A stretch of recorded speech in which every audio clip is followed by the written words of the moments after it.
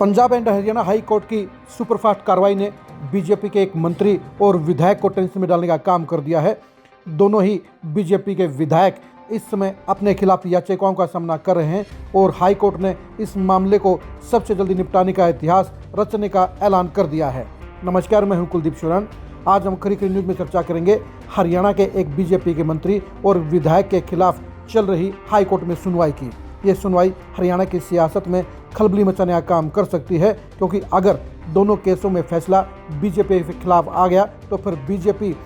मामूली बहुमत के आधार पर ही सरकार में कायम होगी। यानी दोनों सीटों का जो फैसला है वो हाई कोर्ट के अंदर अब डिसाइड होगा और हाई कोर्ट ने इस मामले में साफ तौर पर कह दिया है कि देरी नहीं की जाएगी, डे टू डे सुनवाई भी की जा सकती है और जल्दी से जल्दी इन दोनों मामलों की सुनवाई करते हुए फैसला किया जाएगा। हम बात कर रहे हैं उचाना के विधायक देवेंद्र त्रिवेदी के खिलाफ चल रही ब्रजेंद्र सिंह की याचिका पर हाई कोर्ट में सुनवाई की और पलवल के विधायक हाई कोर्ट में लगभग 1 घंटे तक दोनों ही पक्षों के वकीलों ने बहस करने का काम किया। आमतौर पर हाई कोर्ट के अंदर मैक्सिमम 10 से 15 मिनट में ही बहस पूरी हो जाती है, लेकिन इन मामलों में 1 घंटे से ज़्यादा सुनवाई हुई और ये मामला इसलिए बेहद वीआईपी है क्योंकि जहां एक तरफ बीजेपी के मंत्री के खिलाफ याचिका है तो दूसरी तरफ उचाना की सुपर वीवीआई सीट के ऊपर भी ब्रजेंद्र सिंह की याचिका के ऊपर सुनवाई हो रही है। जहां एक तरफ ब्रजेंद्र सिंह ने अपने चुनाव के अंदर 215 बैलेट पेपरों को नहीं गिनकर इनवैलिड करने के आरोप लगाए हैं, वहीं पर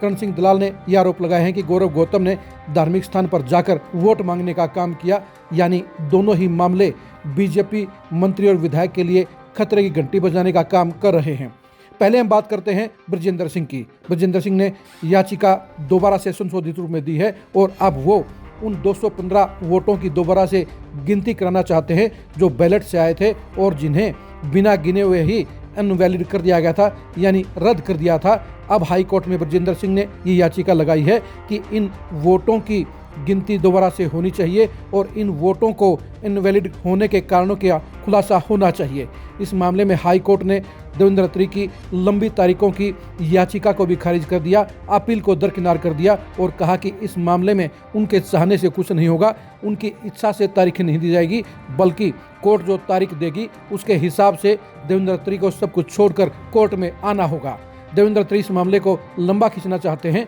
क्योंकि वैसे भी आमतौर पर इतिहास में अगर नज़र डालें तो सालों तक ऐसे मामले लटकते रहते हैं, लेकिन Punjab and Haryana high court ने इस मामले में साफ तौर पर यह ऐलान कर दिया है कि इसमें लंबाई नहीं खींची जाएगी, इसे शीघ्र निपटाया जाएगा और सबसे जल्दी फैसला देकर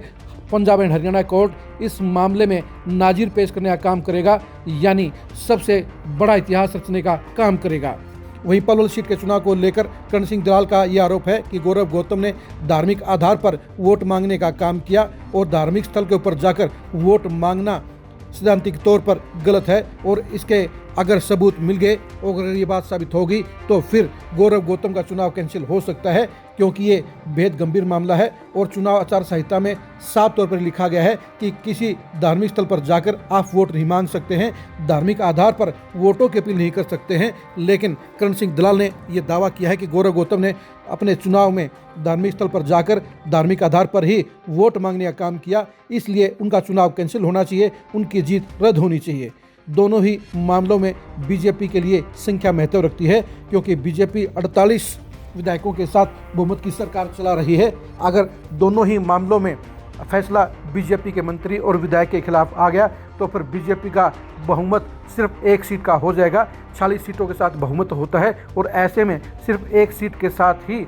बीजेपी का बहुमत बरकरार रहेगा। अगर इस मामले में बीजेपी के विधायकों के खिलाफ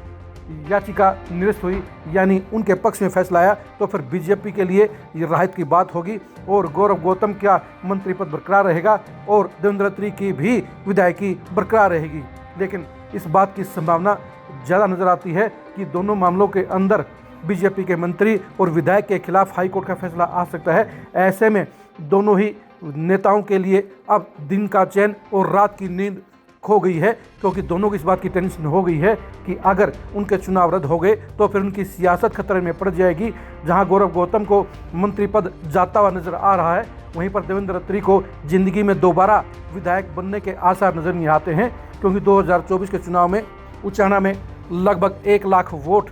देवेंद्र अत्री के खिलाफ पड़े थे और 4 कोणीय मुकाबले के अंदर बृजेंद्र सिंह चुनाव हार गए थे। और ऐसे में अगर बृजेंद्र सिंह के पक्ष में ये 215 वोटों की गिनती बहुमत के हिसाब से उनके पक्ष में आती है, तो फिर देवेंद्र अत्री का चुनाव चला जाएगा, उनकी विधायकी रद्द हो जाएगी और ऐसे में चुनाव परिणाम बृजेंद्र सिंह के पक्ष में हो जाएगा। सबसे बड़ी बात यह है कि 1 घंटे की बहस के बाद जहां देवेंद्र अत्री को अगली तारीख के लिए महज 24 घंटे मिले, वहीं पर मंत्री गौरव गौतम को सिर्फ 48 घंटे बाद की दूसरी तारीख मिल गई। यानी हाईकोर्ट इस मामले को सुपरफास्ट सुनवाई की तरह अब निपटाना चाहता है और इस मामले में सबसे जल्दी फैसला देकर अपने ऐलान के अनुसार पूरे देश के लिए नाजीर पेश करना चाहता है। आप उचाना और पलवल के इन चुनावों को लेकर दायर की गई याचिकाओं के बारे में क्या सोचते हैं, कमेंट करके जरूर बताइए। क्या देवेंद्र अत्री भविष्य में कभी उचाना से विधायक बन सकते हैं, इसके बारे में भी कमेंट करके अपनी राय बताइए। क्या पलवल में गौरव गौतम दोबारा कभी विधायक बन सकते हैं, इसके बारे में अपनी राय दीजिए। आप हमारे फेसबुक पेज को फॉलो कीजिए, आप हमारे यूट्यूब चैनल को सब्सक्राइब कीजिए। नमस्कार।